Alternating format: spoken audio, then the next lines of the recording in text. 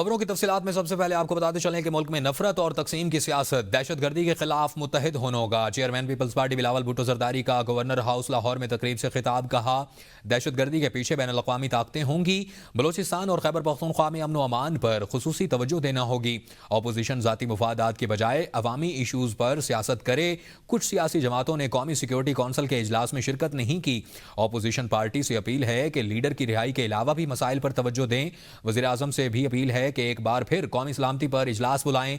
हुकूमत सियासी जमातों को कौमी सलामती उमूर पर यकजा करे।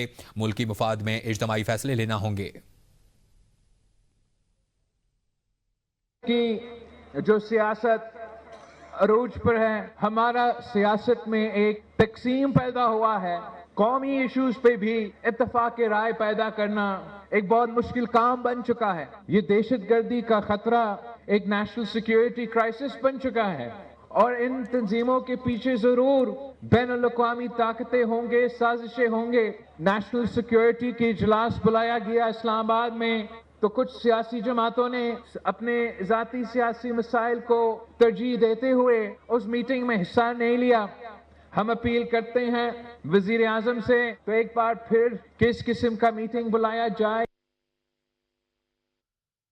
बानी पीटीआई से मंगल और जुमेरात के रोज मुलाकात बहाल। इस्लामाबाद हाई कोर्ट के लार्जर बेंच ने बानी पाकिस्तान तहरीक इंसाफ की जेल मुलाकातों से मुताल्लिक 98 दरख्वास्तें निपटा दी। अदालत ने मुलाकात के बाद बानी पीटीआई रहनुमाओं की सियासी गुफ्तगू पर पाबंदी लगा दी। हुक्म में कहा गया है कि बानी के कोऑर्डिनेटर जो नाम देंगे सिर्फ वो मुलाकात कर सकेगा। इस्लामाबाद से देखते हैं ये report. Chief justice Sarfaraz Dogar की सरबराही में जस्टिस अरबाब मोहम्मद ताहिर और जस्टिस मोहम्मद आजम पर मुश्तमिल बेंच ने केस की समाअत की।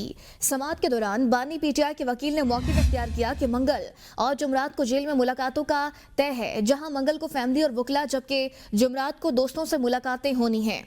जेल सुप्रिटेंडेंट के वकील ने मौक़िफ़ इख्तियार किया कि दिसंबर तक तयशुदा SOPs के तहत मुलाकातें हो रही हैं, लेकिन जनवरी के बाद सिक्योरिटी खदशात के बायस तरीक़ेकार में तब्दीली की गई। जेल हुकाम के मुताबिक जेल मैनुअल के मुताबिक मंगल के रोज मुलाकातें कराई जा रही हैं। दौरान समाअत वकील नवीद मलिक ने अदालत को बताया कि जेल सुप्रिटेंडेंट के पास मुलाकातें तय करने का इख्तियार है और कैदियों को दी गई मुलाकातों का सियासी इस्तेमाल किया जा रहा है। इस पर कायम मकाम चीफ जस्टिस ने इस्तफसार किया कि अगर कैदी सियासी गुफ्तगू से बाज रहे तो क्या हफ्ते में 2 दिन मुलाकातों की इजाजत दी जा सकती है। सलमान अकरम राजा ने अदालत में यकीन दहानी कराई कि बानी पीटीआई की मुलाकात के बाद अडियाला जेल के बाहर मीडिया से गुफ्तगू नहीं की जाएगी। इस यकीन दहानी के बाद अदालत ने तमाम दरख्वास्तें निपटा दी और हिदायत की कि बच्चों से मुलाकात के लिए ट्रायल कोर्ट से रुजू किया जाए। वज़ीर दिफ़ा ख्वाजा आसिफ ने कहा कि पीटीआई के रवैये के बाद ऑल पार्टीज़ कॉन्फ्रेंस बुलाना बेकार मश्क होगी। अगर ऑल पार्टीज़ कॉन्फ्रेंस बुलाएंगे तो इनका वही रवैया होगा जो कौमी सलामती के वक्त था। वो कौमी सलामती कमेटी में नहीं आए, आखिरी वक्त पर उन्होंने बाइकआउट कर दिया। 3-4 दफ़ा पीटीआई ने इस्लामाबाद के ऊपर हमला किया है। वो मुसल्लह जत्थे लेकर आए हैं और इस किस्म का रवैया अगर वो तर्क करते हैं और एक सियासी माहौल पैदा करते हैं, इसमें मुल्क और कौम का फ़ायदा होगा। इस दफ़ा अगर वो इसी नीयत से आते हैं तो जिस तरह पिछली दफ़ा हुआ था उसी तरह ही होगा। ऑल पार्टीज कॉन्फ्रेंस बुलाएंगे तो वही उनका एटीट्यूड होगा जो जो मुश्तरका कमेटी का जो इजलास हुआ है सिक्योरिटी कमेटी का। अगर वही एटीट्यूड उन्होंने अपनाया जो उस वक्त अपनाया, ये 4-5-6 रोज़ पहले, कि वो नहीं आए, आखिरी वक्त पे उन्होंने बाइकआउट कर दिया। 3-4 दफ़ा जो है पीटीआई ने हमला किया है इसके ऊपर, कैपिटल के ऊपर, इस्लामाबाद के ऊपर, वो मुसल्लह जत्थे लेके आए हैं।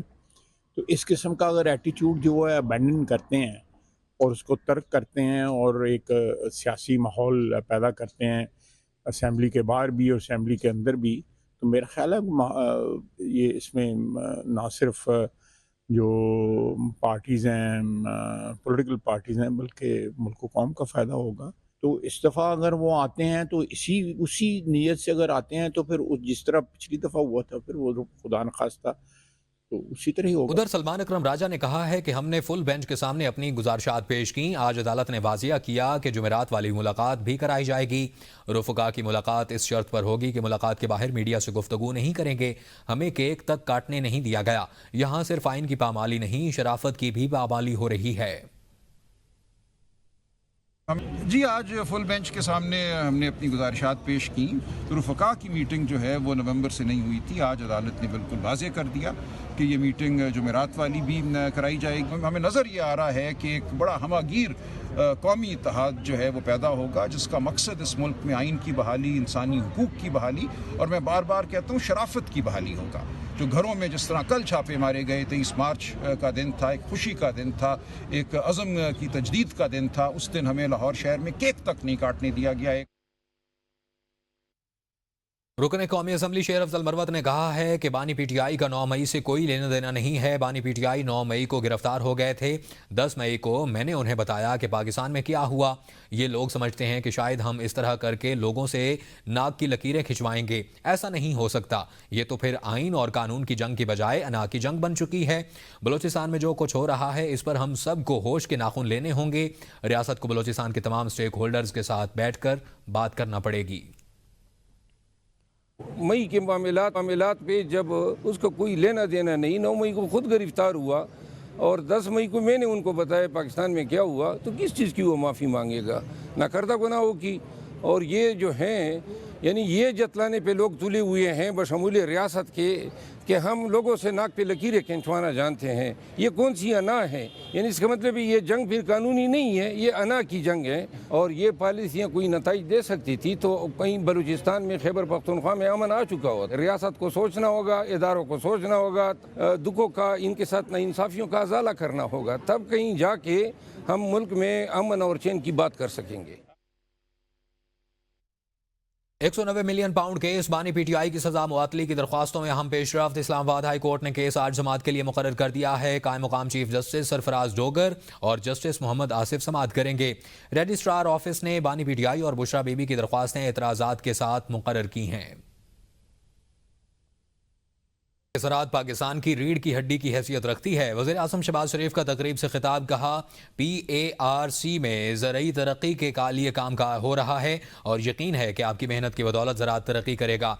किसान दिन रात मेहनत करता है और उसे आज उन्हें बेहतरीन बीज, खाद, असल अद्वियात की ज़रूरत है। अगर वफाकी हुकूमत सूबों के साथ मिलकर किसानों को ये अशिया मुनासिब कीमतों पर मुहैया कर दे तो मुझे इसमें कोई शक नहीं कि पाकिस्तान के अंदर दोबारा एक ज़रई इनकलाब लाया जा सकता है। मुल्क की ज़रूरियात भी पूरी होंगी और एक्सपोर्ट के लिए सरप्लस भी मुहैया होगा। पाकिस्तान एग्रीकल्चर रिसर्च सेंटर में आकर बहुत इत्मीनान हुआ है कि यहाँ पे बड़ी लगन और मेहनत से पाकिस्तान की ज़राअत को तरक्की दिलवाने के लिए यहाँ पर हमारे साइंटिस्ट, एक्सपर्ट्स दिन रात मेहनत कर रहे हैं। हमारा किसान बहुत मेहनती, बहुत काबिल है और जाड़े और गर्मी में दिन रात मेहनत करता है। उसको अगर आज किसी चीज़ की ज़रूरत है तो बेहतरीन बीज की ज़रूरत है, खाद की ज़रूरत है। और अगर वफाकी हुकूमत सूबों के साथ मिलकर किसान को ये अशिया मुनासिब कीमतों पर मुहैया कर दे तो मुझे इसमें कोई शक नहीं कि पाकिस्तान के अंदर दोबारा एक ज़रई इनकलाब लाया जा सकता है।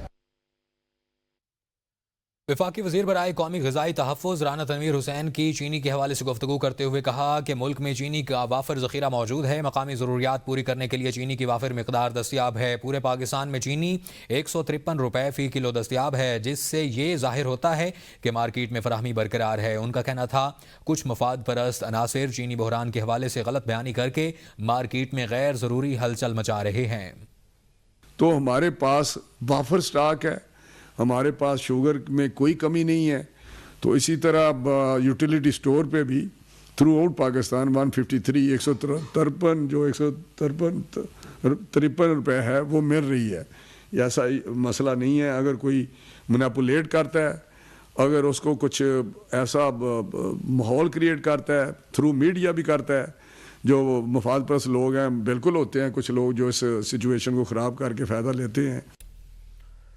वज़ीर-ए-आज़म शहबाज शरीफ ने कहा कि रमज़ान पैकेज पूरे पाकिस्तान बशमूल गिलगित-बल्तिस्तान और आज़ाद जम्मू कश्मीर के लिए बिला तफरीक मुतारिफ करवाया गया है। रमज़ान रिलीफ पैकेज से पैसे मुस्तहिकीन तक डिजिटल वॉलेट के इंतहाई सहल और शफाफ निज़ाम के जरिए पहुँचाए जा रहे हैं।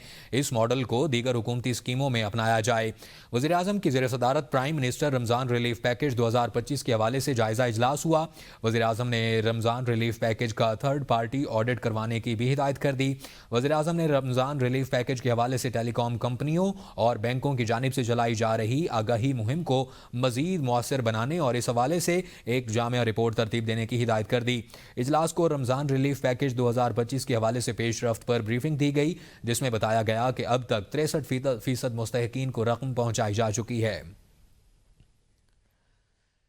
मुशीर इत्तलात खैबर पख्तूनख्वा बैरिस्टर सैफ की चीनी की कीमतों में इजाफे पर वफाकी हुकूमत पर शदीद तनकीद। कहा, चीनी की कीमत और हुकूमत के वज़रा की तनख्वाहें शहबाज स्पीड से बढ़ रही हैं। बैरिस्टर सैफ ने कहा कि चीनी की कीमतों में इजाफे की वजह यह है कि हुकूमत और चीनी के कारखानों के मालिक एक ही हैं। खाम चीनी दरामद करने का शहबाज शरीफ की हुकूमत का फैसला हुक्मरान चीनी माफिया को एक और नाजायज़ फ़ायदा पहुँचाने की मुजरमाना कोशिश है। बैरिस्टर सैफ ने कहा कि हुक्मरान शुगर माफिया ने नाजायज़ मुनाफा से अपनी ईद मीठी और महंगाई के मारे अवाम की ईद फीकी कर दी। इरफान सिद्दीकी से अपील करता हूं कि शहबाज शरीफ से कहें कि तनख्वाह ले लें लेकिन चीनी की कीमत कम करा दें। पेशावर हाई कोर्ट ने ANP के सरबराह सेनेटर एमल वली की दहशतगर्दों की दोबारा आबादकारी के खिलाफ दायर दरख्वास्त पर 6 सफ़ात पर मुश्तमिल फैसला जारी कर दिया। अदालत ने एमल वली खान की दहशतगर्दों की दोबारा आबादकारी की इंक्वायरी के लिए जुडिशल कमीशन बनाने की दरख्वास्त खारिज कर दी। फैसले में कहा गया है कि दरख्वास्त गुजार सेनेट के मेंबर हैं, पार्लियामेंट में इस मामले को उठा सकते हैं। वफाकी हुकूमत इंक्वायरी कमीशन कायम कर सकती है। दरख्वास्त गुजार का जो दावा है दहशतगर्दों की दोबारा आबादकारी गुज़श्ता मुंतखब हुकूमत का फैसला था, ये दरख्वास्त अब ज़ायदुल मयाद हो चुका है। फैसले के मतन के मुताबिक इसमें कोई शक नहीं कि खैबर पख्तूनख्वा कई दहाइयों से दहशतगर्दी का शिकार है। दहशतगर्दी की वजह से कानून नाफिज करने वाले इदारों के हज़ारों अहलकार और शहरी शहीद हुए। दहशतगर्दी की वजह से दुनिया बिलखसूस पाकिस्तान और खैबर पख्तूनख्वा की साख मुतासर हुई और अरबों डॉलर का नुकसान हुआ है। अफगान बच्चे बाढ़ फैलांग कर गैर कानूनी तौर पर पाकिस्तान आते हैं, जिनकी तादाद यौमिया 700 से जायद है। बच्चों को गिरफ्तार करके थाना लंडी कोतल मुंतकिल किया गया, जहां कबायली जिरगा ने माह सयाम की खातिर और जज्बा खैर सगाली के तहत तुरखम बॉर्डर के जरिए अफगानिस्तान जाने दिया। थाना लंडी कोतल के SHO का कहना है कि पाक अफगान तुरखम बॉर्डर पर मुसलसल अफगान बच्चों और बच्चियों का गैर कानूनी तौर पर आना मामूल बन गया है, जो गैर दानिस्ता तौर पर मुनशियात और तखरीब कार मवाद की स्मगलिंग में मुलविस हैं। उन्होंने कहा कि 14 फॉरेन एक्ट के तहत कानूनी कार्रवाई करते हैं, लेकिन जिरगे की मुदाखलत और जज्बा खैर सगाली के तहत इनको डिपोर्ट कर रहे हैं। ये सब बच्चे अफगानी हैं और कई बार उनको वार्निंग भी दी गई, लेकिन अफगान हुकूमत इन पर कार्रवाई करने से गुरेजा है। कराची मलीर हॉल्ट पुल के करीब जहां बहक होने वाले अब्दुल क़य्यूम के भाई की मीडिया से गुफ्तगू। कहा, अब्दुल क़य्यूम अपनी अहलिया के साथ कोही गोट में घर की जानिब आ रहा था कि ट्रक ने दोनों को कुचल डाला। उनकी शादी 1 साल कबल हुई थी, बच्चे की विलादत होने वाली थी। मुतवफ़ी कंटोनमेंट बोर्ड मलीर के मुलाजिम और मलीर कैंट के रिहायशी थे। हुकूमत से अपील है कि टैंकर माफिया को लगाम दे ताकि किसी और के फैमिली के साथ इस तरह का वाकया पेश ना आए। न्यूज़ स्टूडियो से फिलवक्त के लिए इतना ही। बाखबर रहने के लिए देखते रहिए ABN न्यूज़, क्योंकि ABN है कौम की सोच।